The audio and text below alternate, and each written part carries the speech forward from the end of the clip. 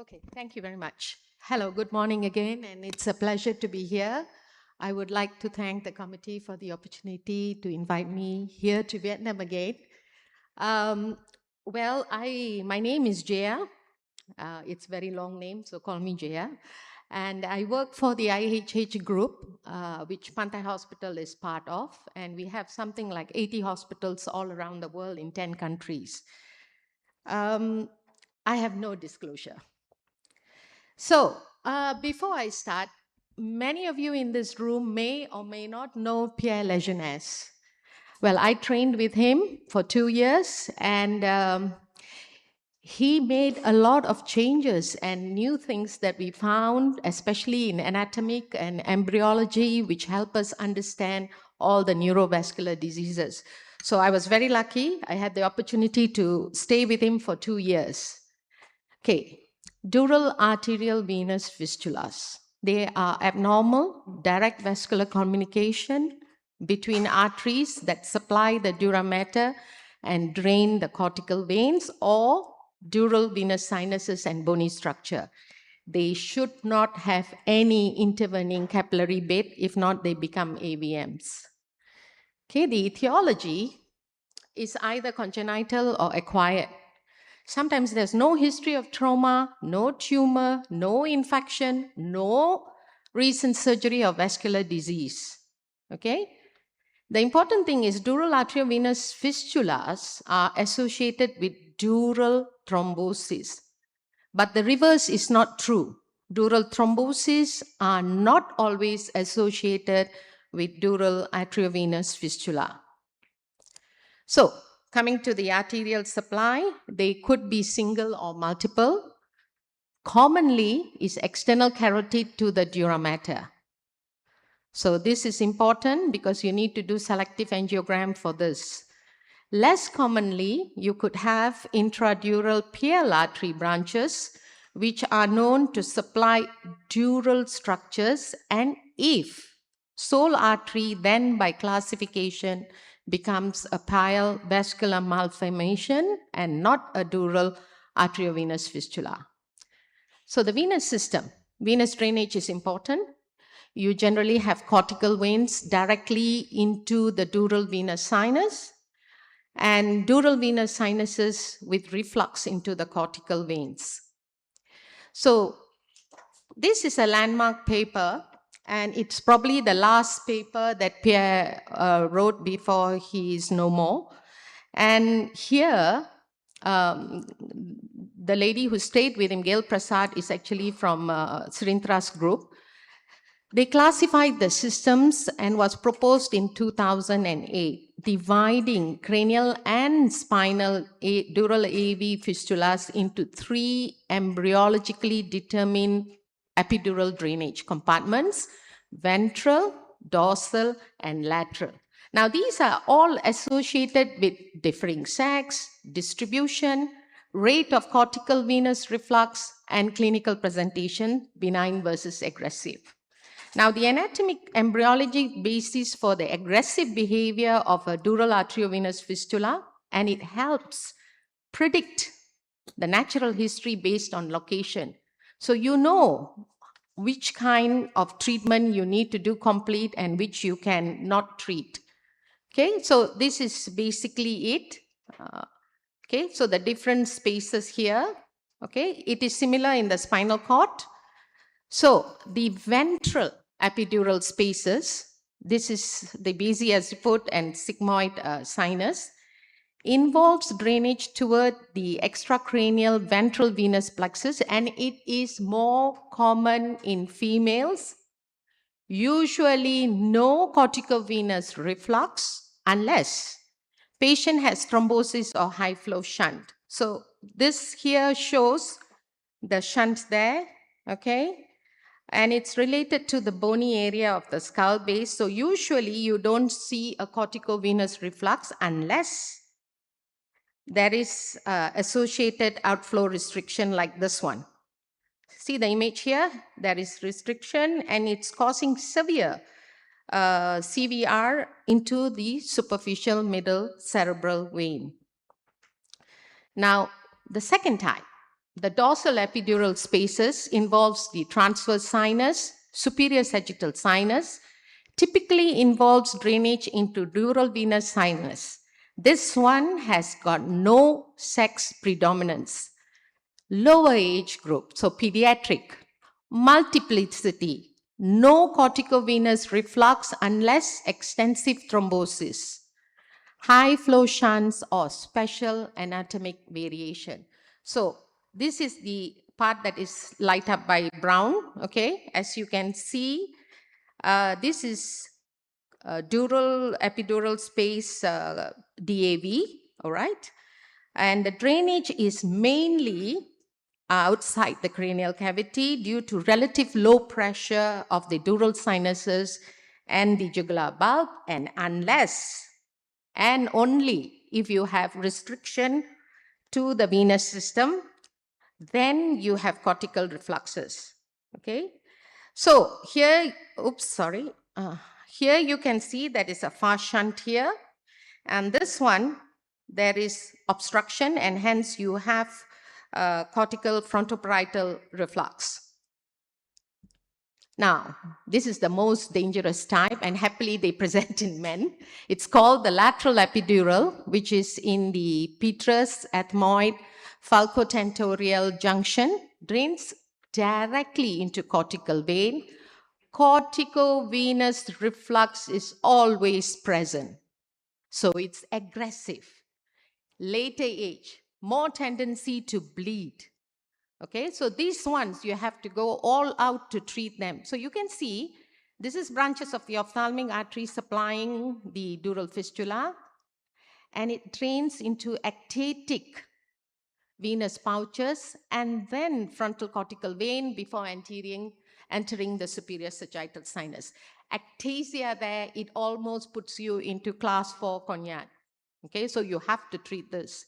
And this one, stylomastod branches of the occipital artery supplying the tentorial, and drains into the basal group first and then joins the vein of Galen here.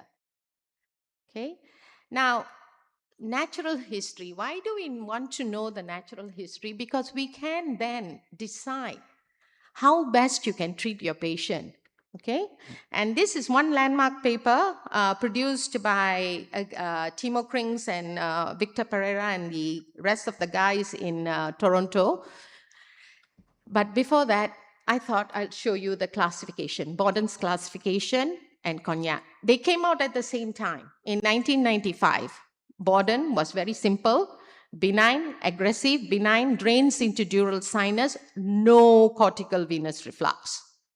Okay, those are benign, so you don't have to treat them. The Cognac classification broke it into 1 and 2A. Okay, the 1 drains into dural sinus, no sinus reflux, no cortical venous reflux, so it is benign. 2A drains to dural sinus, sinus reflux is present, no cortical venous reflux, so that is still a benign cause. Now the aggressive pattern, these aggressive ones we have to think about treating. Drains in type 2 of Borden, drains to the dural sinus, there is cortical venous reflux. While Cognac's 2B drains to dural sinus, no sinus reflux, cortical venous reflux is present. Then he had subdivided it into 2A and B, drains to dural sinus, sinus reflux present, cortical venous reflux present. Okay, then Borden had type 3, direct drainage to cortical veins, drainage to isolated segment of a dural sinus, while Cognac decided to make it direct drainage to cortical veins, no venous ectasia, and type 4 is the one with cortical veins directly is being drained with venous ectasia present. Just now the case I showed is stage 4, type 4. So all these people did all this work, they reported, and we went to learn that in 2002, Gross and Dew looked at lesions follow-up with no intracerebral hemorrhage or new neurological deficit. And then Cognac in 1995. This is a landmark where we decided non-aggressive clinical presentation in 83 of 84 patients with type 1. There is no reflux here, so they are benign. No intracranial hemorrhages in 111 patients type 1 and to 1A DAVS. This is again benign. Risk of annual hemorrhage, 2% were seen in asymptomatic or minimally symptomatic regardless of the classification status. Now, if you have cortical venous reflux, the risk is very high. It's 17.5%, and we need to go and treat these patients completely. Toronto brain vascular malformation, cortical venous reflux, non-annual ICB neurology is 6.9%, annual ICB is 8.9%, annual mortality is 10.4%, and total event rate is 15%. So this disease is not a very good disease. Okay, studies on natural history of DAVF stratified by venous drainage. 6% with cortical reflux have an annual history of hemorrhage, 10% with direct cortical venous drainage, and 21% with cortical venous ectasia. They all are pointing towards very aggressive mode. So cortico-venous reflux, ectasia, these are very aggressive. A non-hemorrhagic neurological deficit at initial clinical presentation is associated with 10% of hemorrhage. Okay, now initial hemorrhagic presentation, you got 46% of a future hemorrhage rate. The highest risk period of rebleed is within the first 2 weeks. For aneurysm, we say the first 48 hours, but this one is 2, and it's up to 35%. Okay, so these are the different locations. All this just gives you an idea how to analyze your angiograms and how to plan, or if you need to plan, to treat. Clinical presentations, variable, depending on where the shunt is, within the wall of the dura sinus or adjacent cortical vein, or within osteoepidural leptomeningeal complex. Okay, so the type of venous drainage and flow characteristics, I just did that. Pierre Lejeunesse actually did in 1986 one round, and again in 2008, the one that I went through with you all. So clinically, exophthalmos, chemocyst, tinnitus, objective pruic, cranial nerve deficit, focal global neurological deficit. Patient can present with seizures, increased ICP, early onset dementia, papilledema, CSF resorption abnormalities, something like what Edward did. The symptoms are kind of similar. Okay, now the diagnosis, how are you going to diagnose? You get this patient, you put them in a non-contrasted CT normally. You may see serpentinous dilated cortical veins or flow voids on T2 and flare in MRI. High flow abnormal hyperintense signal within intracranial venous structures. Venous congestion. This is something that you have to look very carefully. Dilated transosseous vascular channels. That means they are involving the bone. Bleed, you can have subdural, subarenchymal, parenchymal, intraventricular. So MRA, time of flight will show high flow. Okay, contrast images. Early filling, you see this is a bony defect here. This one, you got some filling here, and this is congestion, venous congestion. You see the other side doesn't have this side. It should alert you to do further DSA.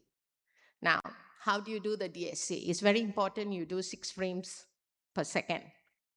Focused at the second, or per second at the site of the fistula in magnified view, and you should see the venous footplate. If you don't see the venous plate, you have to chase it because you need to close the site of the fistula. Okay, 3D. ICA, ECA.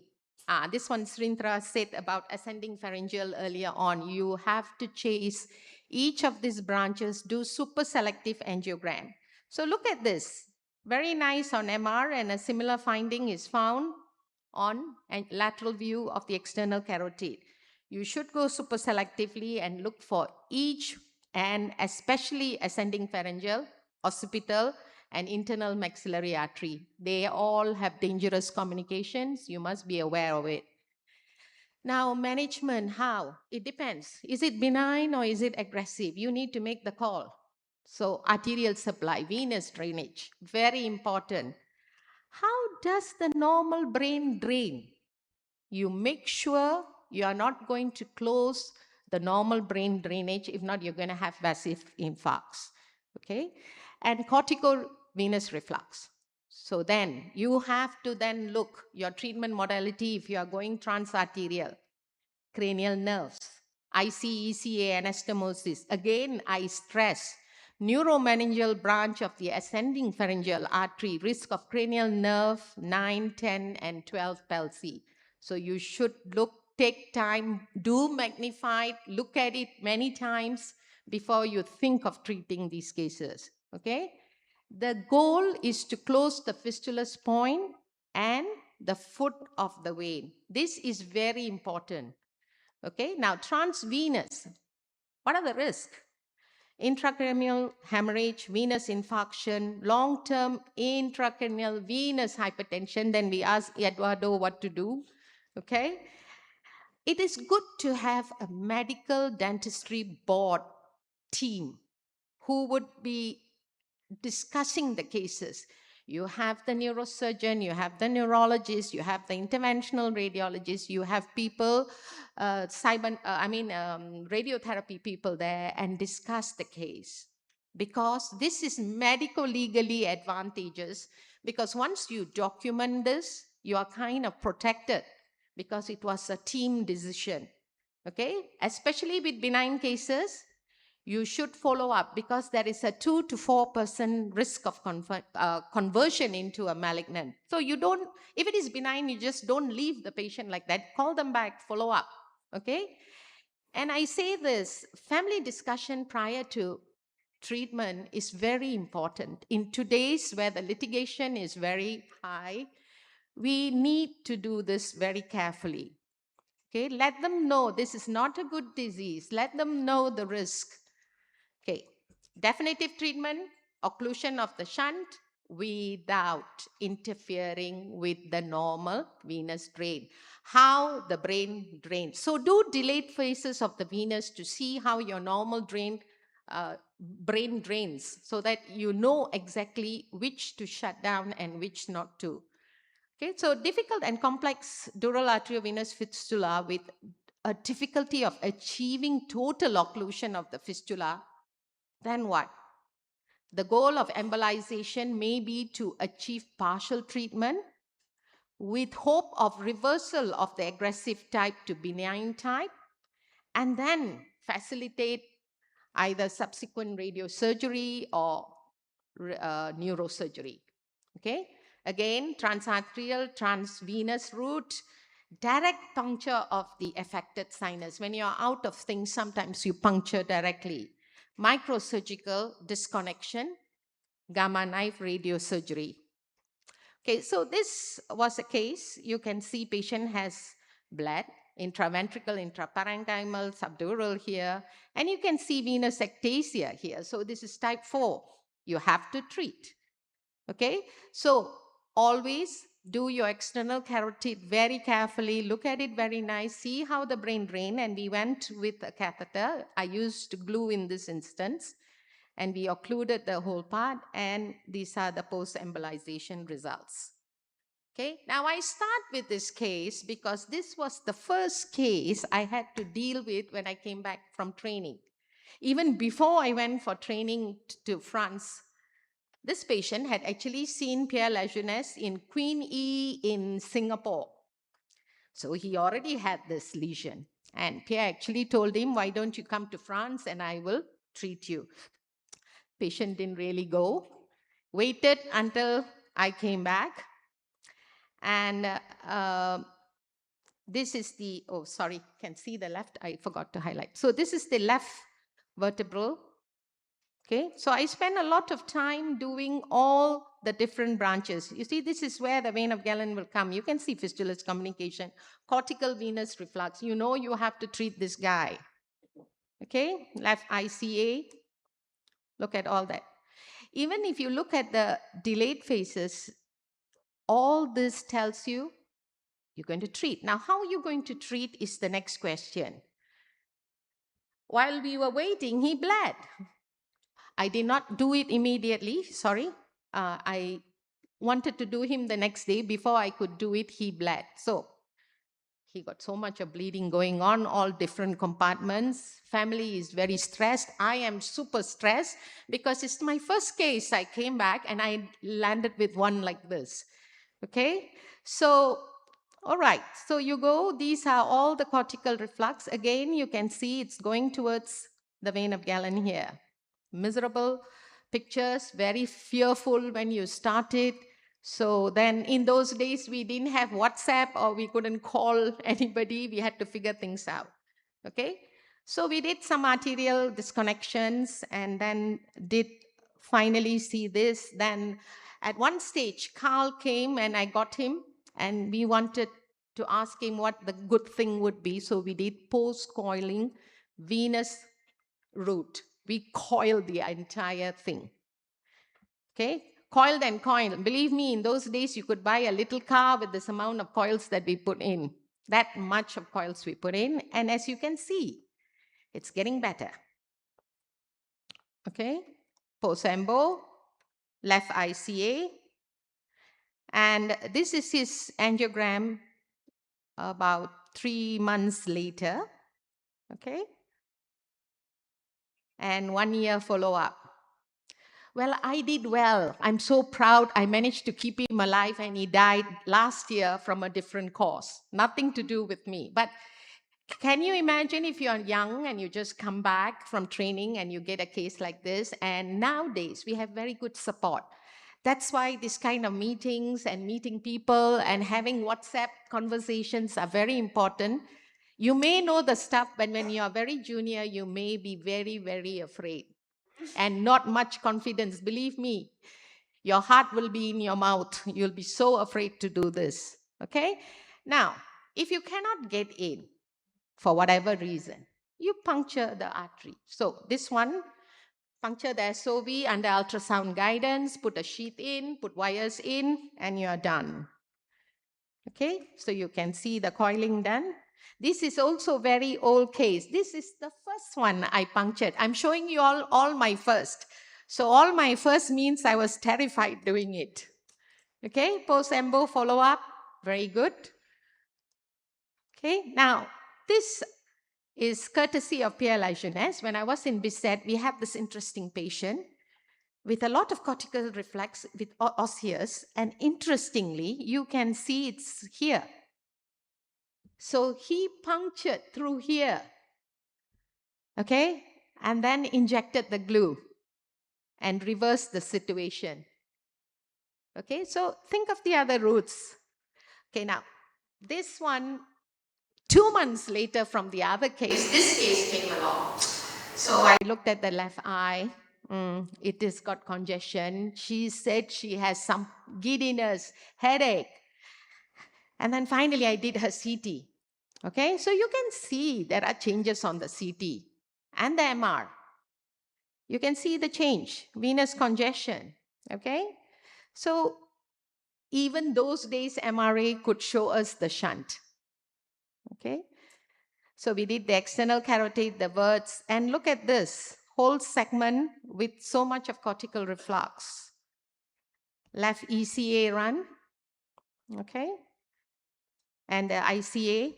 So it is important to do your 6 vessels and the ECA super selective angiograms and look at it very carefully. So I went and did the selective occipital and I found where the shunt was. So I thought, I can't get in. I tried transarterial, I failed. I went down, all stenosed. So then what do? I tried to go across. And then I came to this point, I didn't know. We could have actually tried your technique, but we didn't know that time. I couldn't get past to the left side. I was stuck on the right. So what to do? Patients still complain of symptoms, and it seemed to be progressive. So then my neurosurgeon, who returned at the same time as me, said, come, let's go to OT. Okay, so we went to OT. We marked the site. He made a little burr hole, gave me an access. I punctured the sinus and we injected glue. Believe me, we used such a horrible image using the eye. I could hardly see anything, but we managed to inject the glue. So, one way or other, you would find that team approach is very important. Talk to your surgeons, talk to your neurologists, talk to your guys to get for help. And she is like this now. She was good. Okay, so thank you.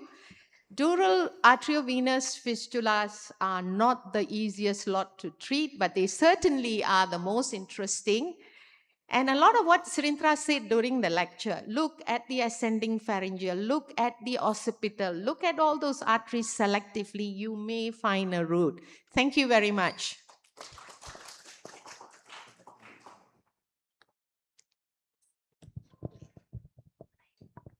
Thank you very much, Dr. Jayas.